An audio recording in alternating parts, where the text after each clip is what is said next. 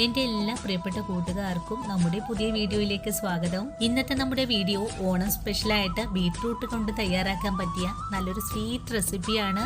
നിത്യവും നമ്മൾ തയ്യാറാക്കുന്ന പായസത്തിനേക്ക് ഒന്ന് മാറ്റിവെച്ചതിന് ശേഷം ഇതുപോലൊരു സ്വീറ്റ് റെസിപ്പി നിങ്ങൾ എല്ലാവരും തയ്യാറാക്കി നോക്കണേ. നമ്മുടെ കുഞ്ഞുങ്ങൾക്കും നമ്മുടെ വീട്ടിലുള്ള എല്ലാവർക്കും ഒരുപോലെ തന്നെ ഇഷ്ടത്തോടു കൂടി കഴിക്കാൻ പറ്റിയ നല്ലൊരു സ്വീറ്റ് റെസിപ്പി കൂടിയാണ്. ട്രൈ ചെയ്ത് നോക്കുമ്പോൾ നിങ്ങൾക്ക് ഇഷ്ടപ്പെടുവാണെങ്കിൽ നമ്മുടെ ചാനൽ ഒന്ന് ഫോളോ ചെയ്യാൻ മറക്കരുത് കേട്ടോ. അതുപോലെ വീഡിയോ കുറിച്ചുള്ള അഭിപ്രായങ്ങളെല്ലാം കമന്റ്സ് ആയിട്ട് അറിയിക്കാനും മറക്കരുത്. നിങ്ങൾ എനിക്ക് തരുന്ന സപ്പോർട്ട് ഉള്ളത് കൊണ്ട് മാത്രമാണ് കേട്ടോ നമ്മുടെ ചാനൽ മുന്നോട്ട് പോകുന്നത്. അതുപോലെ നമ്മുടെ വീഡിയോ കാണുമ്പോൾ നിങ്ങൾക്ക് ഇഷ്ടപ്പെടുവാണെങ്കിൽ നിങ്ങളുടെ വിലയേറിയ ലൈക്ക് തരാനും മറക്കരുത് കേട്ടോ കൂട്ടുകാരെ. അപ്പോൾ എങ്ങനെയാണ് വളരെ രുചികരമായിട്ടുള്ള ബീറ്റ്റൂട്ട് ഹൽവ തയ്യാറാക്കി എടുക്കുന്നതെന്ന് നമുക്ക് വീഡിയോയിൽ കണ്ടു നോക്കാം.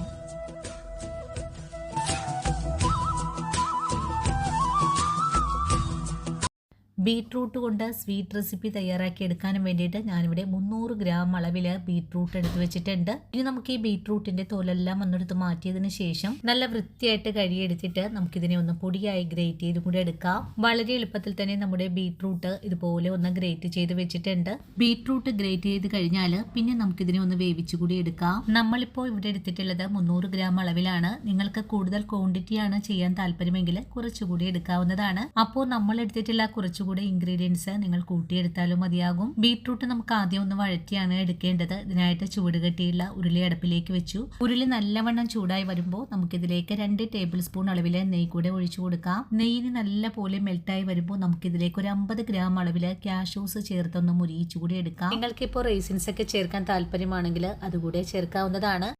നല്ലവണ്ണം മൂത്ത് തുടങ്ങിയാൽ കാഷ്യൂസിനെ നമുക്ക് എണ്ണയിൽ നിന്നും കോരി മാറ്റാം. കാഷ്യൂസിനെ കോരി മാറ്റി കഴിഞ്ഞാൽ ഇതേ നെയ്യിലേക്ക് നമ്മൾ ഗ്രേറ്റ് ചെയ്ത് വെച്ചിട്ടുള്ള ബീറ്റ്റൂട്ട് ചേർക്കാം. ബീറ്റ്റൂട്ട് ചേർത്ത് കഴിഞ്ഞാൽ നല്ലവണ്ണം ഒന്ന് വഴറ്റിയും കൂടി എടുക്കണം. ബീറ്റ്റൂട്ട് വാടി നല്ല സോഫ്റ്റ് ആയി കിട്ടണം. അതുവരെയാണ് നമുക്ക് വഴറ്റിയെടുക്കേണ്ടത്. ബീറ്റ്റൂട്ട് വഴറ്റാൻ തുടങ്ങിയിട്ട് ഒരു 5 മിനിറ്റ് ആയിട്ടുണ്ട്. ഈ ഒരു സമയത്ത് ബീറ്റ്റൂട്ടിൽ നിന്നും ധാരാളം വെള്ളമെല്ലാം വന്നു തുടങ്ങിയിട്ടുണ്ട്. ഇനി നമുക്ക് ഫ്ലെയിം സിമ്മിൽ വെച്ച് കൊടുത്തിട്ട് ഒന്ന് മൂടി വെച്ച് വേണം വേവിച്ചെടുക്കാനായിട്ട്. ഇവിടെ ബീറ്റ്റൂട്ട് ഒന്ന് വെന്ത് വരട്ടെ. ആ ഒരു സമയം കൊണ്ട് ഇതുപോലൊരു നാളികേരത്തിന് നമുക്ക് പിഴിഞ്ഞു പാലെടുത്ത് വെക്കണം. 300 മില്ലി തേങ്ങാപ്പാലാണ് നമുക്ക് ആവശ്യമായിട്ടുള്ളത്. തേങ്ങാപ്പാലൊക്കെ എടുത്ത് വെച്ച സമയം കൊണ്ട് നമ്മുടെ ബീറ്റ്റൂട്ട് നല്ലതുപോലെ ഒന്ന് വാടി സോഫ്റ്റായി വന്നിട്ടുണ്ട്. ഇതിലുണ്ടായിരുന്ന വെള്ളം മുഴുവനും വറ്റിയും വന്നിട്ടുണ്ട്. ഈ ഒരു പാകമായി കഴിഞ്ഞാൽ നമുക്കിതിലേക്ക് 150 മില്ലി അളവിൽ ഒരു ഗ്ലാസ് നല്ല കട്ടിയായിട്ടുള്ള തേങ്ങാപ്പാലാണ് ഒഴിച്ചു കൊടുക്കുന്നത്. തേങ്ങാപ്പാൽ എടുക്കുമ്പോൾ ഇളയ തേങ്ങ നോക്കി പാലെടുക്കുവാണെങ്കിൽ നമുക്ക് നല്ല കുറുക്ക് പോലത്തെ തേങ്ങാപ്പാൽ കിട്ടുന്നതുമാണ്. ഇനിയിപ്പോൾ തേങ്ങാപ്പാലും കൂടി ചേർത്തിട്ട് വീണ്ടും നല്ലതുപോലെ ഇളക്കി യോജിപ്പിച്ചതിന് ശേഷം ചെറിയ തീയിൽ വെച്ച് കൊടുത്ത് തന്നെ നമുക്കൊന്ന് മൂടി വെച്ച് വേവിച്ചെടുക്കാം. നമ്മൾ ഇതിലേക്ക് ഒഴിച്ചു കൊടുത്തിട്ടുണ്ടായിരുന്ന തേങ്ങാപ്പാല് നല്ലവണ്ണം ഒന്ന് വറ്റിക്കിട്ടണം. അതുവരെയാണ് നമുക്ക് മൂടി വെച്ച് വേവിച്ചെടുക്കേണ്ടത്. ആ ഒരു സമയത്ത് ബാക്കിയുള്ള തേങ്ങാപ്പാലിലേക്ക് 5 സ്പൂൺ അളവിൽ വറുത്ത അരിപ്പൊടിയും കൂടി ചേർത്തിട്ട് നല്ലവണ്ണം ഒന്ന് മിക്സ് ചെയ്ത് കൂടി എടുക്കാം. നിങ്ങൾക്ക് അരിപ്പൊടിക്ക് പകരമായിട്ട് കോൺഫ്ലോറോ മൈദയോ എടുക്കാവുന്നതാണ്. ഇപ്പോൾ നമ്മുടെ അരിപ്പൊടി പാലിൽ നല്ലവണ്ണം മിക്സ് ചെയ്ത് കഴിഞ്ഞിട്ടുണ്ട്. ഇനി നമുക്കിതിനെ ഒന്ന് മാറ്റി വയ്ക്കാം. അതിനുശേഷം ബീറ്റ്റൂട്ടിന്റെ മൂടി ഒന്ന് തുറന്നുകൂടെ നോക്കാം. ഇപ്പോൾ നമ്മുടെ ബീറ്റ്റൂട്ടിൽ ഉണ്ടായിരുന്ന തേങ്ങാപ്പാൽ മുഴുവനും ഒന്ന് വറ്റി വന്നിട്ടുണ്ട്.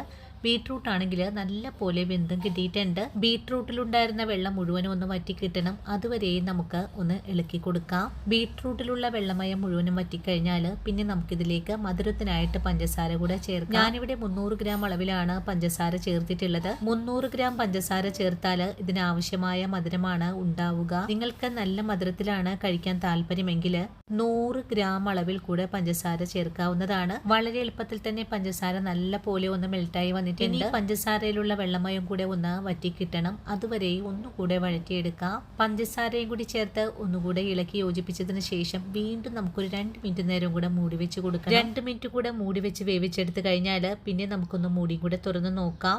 അതിനുശേഷം ഒന്നുകൂടി അടി ചേർത്ത് നല്ല പോലെ ഇളക്കി ഒന്ന് യോജിപ്പിച്ചു കൊടുക്കാം. ഇതുപോലൊരു സ്വീറ്റ് റെസിപ്പിയൊക്കെ തയ്യാറാക്കി എടുക്കുമ്പോൾ ചുവട് കെട്ടിയുള്ള പാത്രമാണ് നമുക്ക് ആവശ്യമായിട്ട് വരിക. നിങ്ങൾക്കിപ്പോൾ ഇതുപോലൊരു പാത്രമൊന്നും ഇല്ലെങ്കിൽ നോൺ സ്റ്റിക്ക് പാൻ എടുത്താലും കുഴപ്പമൊന്നുമില്ല. പഞ്ചസാര ചേർത്തും വീണ്ടും നല്ലതുപോലെ ഒന്ന് വറ്റിച്ചെടുത്തിട്ടുണ്ട്. അതിനുശേഷം നമുക്കിതിലേക്ക് തേങ്ങാപ്പാലിൽ അരിപ്പൊടി മിക്സ് ചെയ്തതാണ് ചേർത്തിട്ടുള്ളത്. ഇത് ചേർത്ത് കഴിഞ്ഞാൽ ഉടൻ തന്നെ നമുക്ക് ഇളക്കി യോജിപ്പിച്ചു കൊടുക്കണം. അല്ലെങ്കിൽ അരിപ്പൊടി പെട്ടെന്ന് തന്നെ കട്ടിയാവാനൊക്കെ സാധ്യത വളരെ തന്നെ കൂടുതലാണ്. ഈ ഒരു സമയത്തും ചെറിയ തീയിൽ വെച്ച് കൊടുത്ത് തന്നെയാണ് ഞാൻ ഇതുപോലെ ഒന്ന് ഇളക്കി കൊടുക്കുന്നത്. ചെറിയ തീയിൽ വെച്ച് കൊടുത്തിട്ട് പാകപ്പെടുത്തി എടുക്കുമ്പോഴാണ് പൊടിയെല്ലാം നല്ല പോലെ ഒന്ന് വെന്ത് കിട്ടുന്നത്. ഇനി തുടരെ തുടരെ ഇളക്കി യോജിപ്പിച്ച് ഇതൊന്ന് നല്ല പോലെ കട്ടിയാക്കി എടുക്കാം. ഹൽവ നമ്മൾ ഇതുപോലെ ഇളക്കി കൊടുക്കുമ്പോൾ ഇടയ്ക്കിടയ്ക്ക് 1 സ്പൂൺ അളവിൽ നെയ്യ് കൂടെ ചേർത്ത് കൊടുക്കണം. അല്ലെങ്കിൽ നമ്മുടെ ഹൽവ ഒന്ന് അടിയിൽ പിടിക്കാനൊക്കെ സാധ്യത വളരെ തന്നെ കൂടുതലാണ്. ഇനി നമ്മുടെ ഹൽവയ്ക്ക് മധുരമൊക്കെ ഒന്ന് ബാലൻസ് ആകാനും വേണ്ടിയിട്ട് 1 നുള്ളു ഉപ്പ് ചേർക്കാം. ഉപ്പും ചേർത്ത് കൊടുത്തിട്ട് വീണ്ടും നല്ലതുപോലെ ഇളക്കി ഒന്ന് യോജിപ്പിച്ചുകൂടെ എടുക്കണം. അതിനുശേഷവും നമുക്ക് നല്ലതുപോലെ വരട്ടി ഒന്ന് വറ്റിച്ചെടുക്കാം. ഒന്നുകൂടി കട്ടിയായി തുടങ്ങിയപ്പോൾ ഞാൻ വീണ്ടും ഇതിലേക്ക് 1 സ്പൂൺ അളവിൽ കൂടെ നെയ്യ് ചേർത്തിട്ടുണ്ട്. നമ്മളിപ്പോൾ 2 ടേബിൾ സ്പൂൺ അളവിലും 2 സ്പൂൺ അളവിലുമാണ് നെയ്യ് ചേർത്തിട്ടുള്ളത്. ഇനി നമ്മുടെ ഹൽവ കട്ടിയായി വരുന്നത് വരെ നമുക്ക് ചെറിയ തീയിൽ വെച്ച് കൊടുത്ത് തന്നെ വഴറ്റിയെടുക്കാം.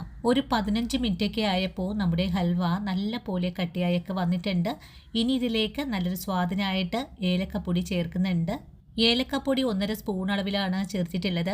അതിനുശേഷം ഇതെല്ലാം കൂടി ഇളക്കി യോജിപ്പിച്ചുകൂടെ കൊടുത്തിട്ടുണ്ട്. ഇനി നമ്മുടെ ഹൽവ അരികു ഭാഗത്ത് നിന്നൊക്കെ ഒന്ന് വിട്ട് വരുന്നത് വരെയുമാണ് വഴറ്റിയെടുക്കേണ്ടത്. ഇങ്ങനെ വഴറ്റിക്കൊണ്ടിരിക്കുന്ന സമയത്ത് ഞാൻ ഇതിലേക്ക് 1 സ്പൂൺ അളവിൽ വെളുത്ത എള്ളു കൂടി ചേർക്കുന്നുണ്ട്. എള്ളും കൂടി ചേർത്തിട്ട് ഒന്നുകൂടി ഇളക്കി യോജിപ്പിച്ചു കൊടുക്കാം. നിങ്ങൾക്ക് വേണമെങ്കിൽ കൂടുതൽ അളവിൽ തന്നെ എള്ള് ചേർക്കാവുന്നതാണ്. ഞാനിപ്പോൾ ഇത്രയും തന്നെ ചേർക്കുന്നുള്ളൂ.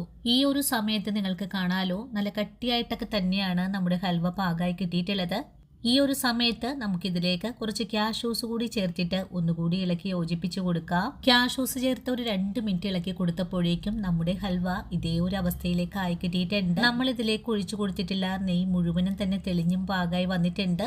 ഇപ്പോൾ നമ്മുടെ ഉരുളിയുടെ അരികു ഭാഗത്ത് നിന്നും എല്ലാം ഒന്ന് വിട്ട് നിൽക്കുന്ന പാകത്തിലുമാണ് ആയി കിട്ടിയിട്ടുള്ളത്. ഇനി ഒരു 2 മിനിറ്റ് നേരം കൂടെ നമുക്ക് ഇതുപോലെ തന്നെ ഒന്നുകൂടി ഇളക്കി യോജിപ്പിച്ചു കൊടുക്കാം. 2 മിനിറ്റ് കൂടെ കഴിഞ്ഞപ്പോൾ നമ്മുടെ ഹൽവ അരികു ഭാഗത്ത് നിന്നൊക്കെ വിട്ട് നെയ്യൊന്ന് തിളച്ചും തുടങ്ങിയിട്ടുണ്ട്. ഈ ഒരു സമയത്താണ് നമ്മുടെ ഹൽവ പാകമായി കിട്ടുന്നത്. ഒന്ന് ഇളക്കി യോജിപ്പിക്കുമ്പോൾ നടുഭാഗത്തേക്ക് ഉരുണ്ട് വരുന്ന പാകത്തിലേക്ക് ആയും കിട്ടിയിട്ടുണ്ട്. നമുക്ക് ഈ ഹൽവ ഉണ്ടാക്കാനായിട്ട് ഒരു അരമണിക്കൂറോളം ടൈം ആവശ്യമായിട്ടുണ്ട്. ഇനി നമുക്ക് ഫ്ലെയിം അങ്ങ് ഓഫ് ചെയ്ത് കൊടുക്കണം. അതിനുശേഷം നമുക്ക് ഈ ഉരുളിയിൽ നിന്നും മറ്റൊരു പാത്രത്തിലേക്കാണ് ഹലുവ മാറ്റേണ്ടത്. അതിനുശേഷം നിങ്ങൾക്ക് ഇഷ്ടമുള്ള ഷേപ്പിലേക്ക് ആക്കി കട്ട് ചെയ്തെടുക്കാവുന്നതുമാണ്. നമ്മൾ തയ്യാറാക്കിയ ഉരുളിയിൽ തന്നെ വെച്ചിരിക്കുകയാണെങ്കിൽ ഹൽവ അടിഭാഗമൊക്കെ ഒന്ന് മുരിഞ്ഞൊക്കെ പോവാൻ സാധ്യത വളരെ തന്നെ കൂടുതലാണ്.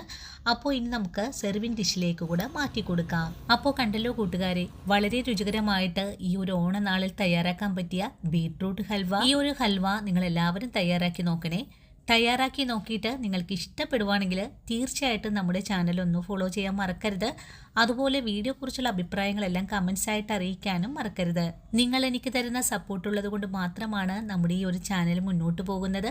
ഇനിയും നിങ്ങൾക്ക് വേണ്ടിയിട്ട് പ്രയോജനകരമായിട്ടുള്ള നല്ല നല്ല വീഡിയോസൊക്കെ ആയിട്ട് ഞാൻ നാളെ ഓടിയെത്തുന്നതാണ്.